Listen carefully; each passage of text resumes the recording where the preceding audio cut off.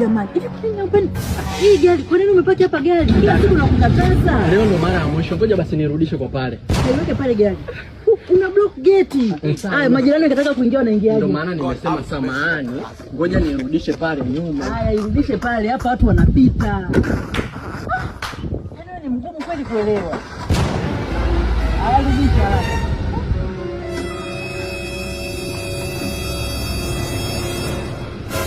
What be this? What be this? Jesus.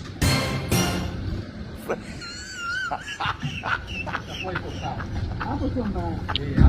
Hapa mtu akitaka kupita na pita. Kabisa, yani hapa ukiendelea kupaki hapa gari. Unaona mmomonyoko unatokea kabisa. Yaani hapa kweli hapo maji inaonekana yanapata mkono. Maji yataanza kupita kuingia getini kule, yatatokea mafuriko. Wewe inabidi hapo tulete fundi arekebishe kabisa na huu mtaro. Au kama na zile paving. Au kama wamage tu kifusi cha mbona ya maunao. Wakishamwaga kifusi ndio waweke na mawe. Ya kabisa. Yaani unajua kuna namna hapa tukileta fundi alete zile paving aweke kabisa. Pawe flat kwa mfanyoote majirani asitasubuka. Pawe kama pale. Kabisa. Hapo unaona. Hapo vizuri. Gari hapo sawa, hamna shida. Sawa. Pale hamna mmomonyoko. Sawa.